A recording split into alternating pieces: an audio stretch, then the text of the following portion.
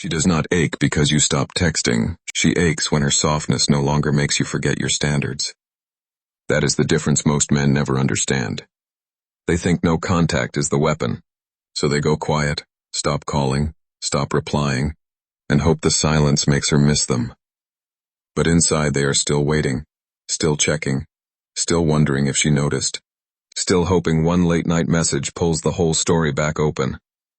That is not strength.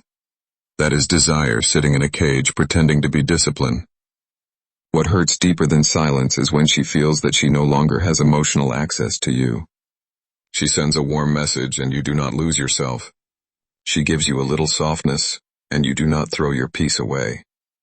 She comes back with the same eyes, the same voice, the same tension, and this time, your body does not rush toward the old trap. You are not bitter, you are not cruel, you are just done being moved by crumbs of affection. That is stoic control. Silence can look powerful from the outside, but if your mind is still chained to her reaction, you are not free. You are just quiet. That is the mistake most men make with no contact. They stop texting. They stop calling. They disappear from her phone. But inside, they are still watching the door. They wonder if she noticed. They wonder if she misses them. They wonder if one soft message will arrive and prove that their silence finally worked. That is not stoic strength. That is attachment wearing a disciplined face. Silence only becomes powerful when it comes from real emotional withdrawal. Not bitterness, not revenge, not trying to punish her. The kind of withdrawal where your peace is no longer tied to whether she comes back. You are not waiting for her regret. You are not building your day around the hope that she feels your absence. You are simply returning to yourself. The real change comes when you stop making her the center of your healing. You stop checking whether she watched your posts. You stop turning the gym into a performance for her regret. You start training because you want your body back. You work because your future matters. You sleep earlier. You see friends. You clean up your home. You make your life quiet again. That is where the real break begins, not in silence but in freedom. The moment you crave her reaction, you hand her the steering wheel of your mind. You may not text her. You may not call her. You may even look disciplined from the outside.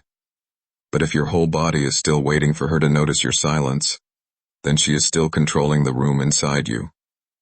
A man can go no contact and still be emotionally obedient. He stops speaking, but he keeps checking.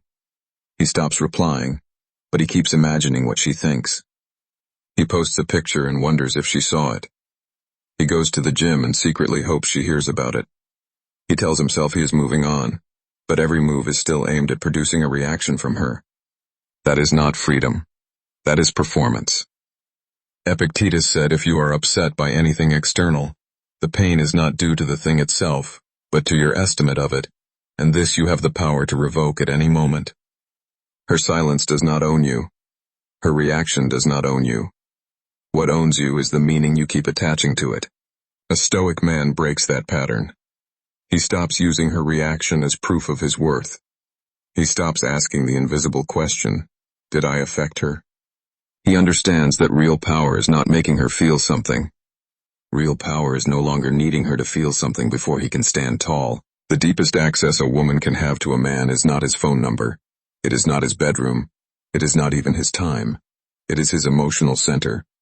Once she knows she can move your mood with one soft message, one cold silence, one vague apology, or one late-night memory, she still has access to you, even if you are not talking. That is why no contact alone does not finish the job. You can block the number and still keep the door open inside. You can stop replying and still hope she reaches for you. Emotional access is the real doorway. A stoic man does not leave every door unlocked just because desire still exists. He understands that attraction can be real and still not deserve entry. He knows chemistry is not a reason to betray peace. He knows a woman can be beautiful, warm, and feminine, and still not be allowed back into the part of him he had to rebuild. This is where men become dangerous in the best way. Not dangerous to women, but dangerous to the old pattern, dangerous to confusion, dangerous to the part of themselves that used to trade dignity for one more night of closeness. So remove her emotional access. Stop letting her voice decide your calm. Stop letting her silence decide your worth. If she returns with clarity, respect, and changed behavior, you can observe that calmly. But if she returns only with softness and no substance, do not open the door. The more you study her every move, the more power you give away. You think you are being careful. You think you are reading the situation. You think if you can understand why she posted that picture, why she watched your story, why she went quiet, then you will finally feel in control. But that is not control. That is obsession wearing a detective's coat. A man who studies her every move is still emotionally tied to her rhythm. She posts, and his mind starts working. She does not post, and his mind works harder. He is not living anymore.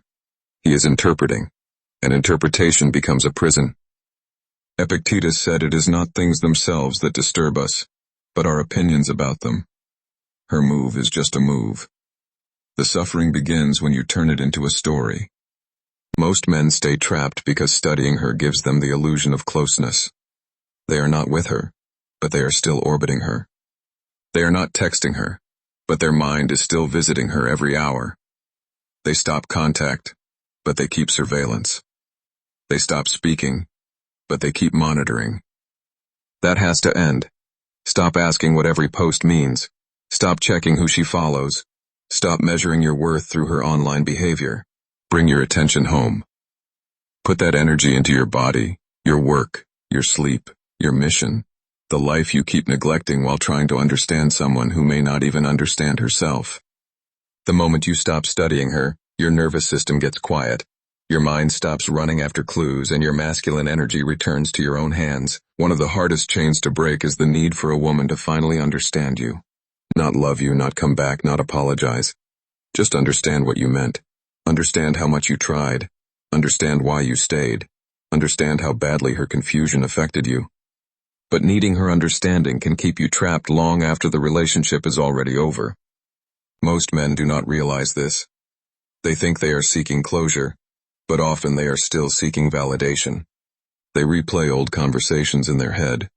They imagine explaining it better. They think if she could just see my heart, if she could just understand what I gave, then maybe I could finally rest. That is still giving her the key to your peace. A stoic man does not need every person to read his heart correctly before he moves forward. He knows that some people will misunderstand him. Some will simplify him. Some will remember him in a way that protects their own comfort. Some will never admit what they did. And if he waits for their agreement before he heals, he hands them control over his future. You do not need her to understand your pain, for your pain to be real. You do not need her to validate your effort for your effort to matter. You do not need her to say you were a good man before you stand up and live like one. Stop needing her understanding. Let your actions close the story. Let your standards speak for you. Let your peace become the proof that you no longer need to be argued back into value. Your attention is one of the most valuable things you own. Not your money, not your words, not even your silence. Your attention. Because wherever your attention goes, your energy follows. And wherever your energy keeps going, your life slowly begins to serve that thing. Most men think they are healing because they are not contacting her anymore. But their attention is still living in her world. They wake up wondering what she is doing. They train at the gym while imagining her seeing the results. They go out with friends, but one corner of their attention keeps checking the phone. That is not freedom. That is emotional leakage. Marcus Aurelius said the soul becomes dyed with the color of its thoughts. If your thoughts are always colored by her absence, her silence, her possible regret, her next move, then your inner world still belongs to her. You may have removed her from your phone, but you have not removed her from your attention, and attention is access. A stoic man understands that his mind is sacred territory. He does not let a woman who brought confusion keep living rent-free inside it. Taking back your attention means your day stops revolving around her invisible presence. You train because your body deserves strength. You work because your mission deserves focus. You sleep because your nervous system needs peace. Whatever you feed grows. If you feed the memory grows. If you feed purpose, purpose grows. If you feed peace, peace grows.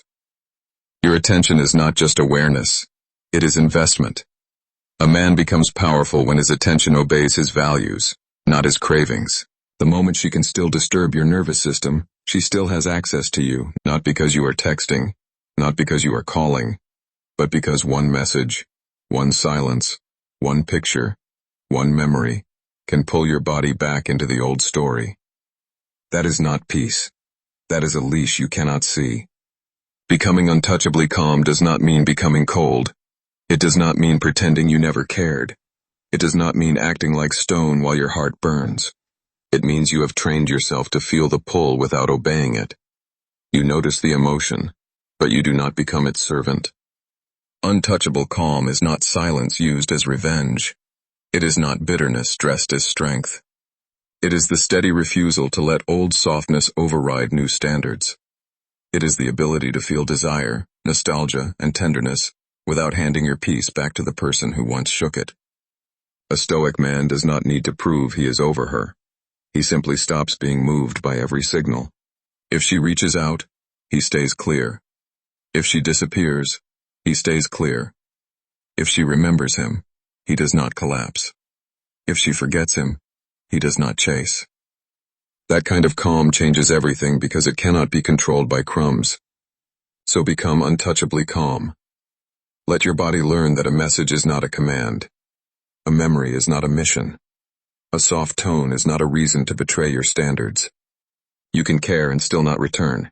You can miss her and still choose peace. Silence can confuse a woman. Standards can wake her up. Silence says you are not speaking right now. Standards say the old version of you is gone.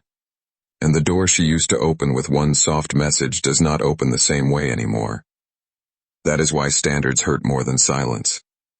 A man can go quiet for a few weeks and she may wonder about him. She may ask herself if he is angry, if he misses her, if he is pretending, if he is waiting.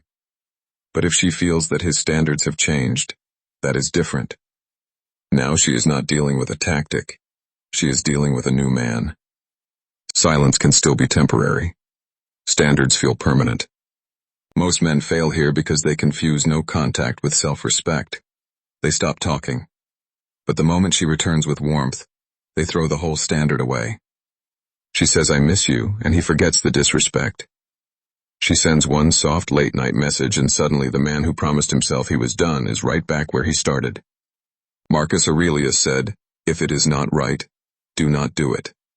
If it is not true, do not say it." That is the spirit of standards. A stoic man does not need to explain his boundary 10 times. He lives it. Standards hurt more because they remove her ability to access you through emotion alone. Before she could reach you with chemistry, a little softness, a little guilt, a little nostalgia. But now she must bring something real. Accountability, consistency, respect, changed behavior, not just a feeling. The day a man chooses peace over a woman who keeps disturbing it, he stops being available for the old game. Not because he hates her, not because he stopped feeling desire, but because he finally understands that no amount of attraction is worth living with a nervous system that never rests. Most men do not choose peace. They choose the woman even when the woman comes with confusion. They choose the chemistry even when the chemistry costs sleep. They choose one more conversation, one more explanation, one more late-night message that pulls them back into the same emotional storm. That is not love. That is addiction to uncertainty. Choosing peace does not mean she was worthless. It means your inner life is not disposable. It means your sleep matters. Your focus matters. Your dignity matters. Your ability to wake up without emotional noise matters. A stoic man does not ask, "How do I get her back?" He asks, "What does returning cost me? Does it cost my calm? Does it cost my standards? Does it cost my ability to trust myself?" If the answer is yes, then the price is too high. You can miss her and still choose peace. You can desire her and still not return. You can remember the good parts and still refuse the pattern. That is maturity. And when that peace returns, you realize the real prize was never getting her back. It was getting yourself back without bitterness, without begging, and without needing her approval ever again. Winning without her does not mean pretending she meant nothing. It does not mean acting cold, bitter, or superior. It means you stop making her return the proof that you survived. That is where most men stay trapped. They think they only win if she comes back, apologizes, misses them, regrets losing them, or finally admits that they were the man she should have valued. So even after silence, even after distance, even after months of discipline, one secret part of them is still waiting for the scoreboard to change. That is not winning. That is still playing for her approval. A stoic man wins when he gets himself back. He wins when he sleeps without checking the phone. He wins when his body no longer reacts like a prisoner to her name. He wins when he can remember her softness without reopening the old wound. He wins when her absence no longer feels like a verdict against his worth. That is victory. You may never get the apology. You may never get the explanation. You may never hear her say, "I understand now." And that is exactly why your peace cannot depend on those things. Some chapters close without fairness. Some people leave without clarity. But a man who keeps staring at that table forgets there is a whole life waiting outside the room. Winning without her means you stop asking, will she come back, and start asking, what kind of man am I becoming now that she is gone? Let heartbreak refine you. Let it teach you where you overgave, where you ignored signs, where you confused chemistry with character. When you win without her, you stop needing revenge. You simply become stable enough that your life starts speaking for itself. Your posture changes. Your eyes clear up. Your mornings get quieter. Your purpose gets louder. And slowly the man who once begged for closure becomes the man who creates his own ending.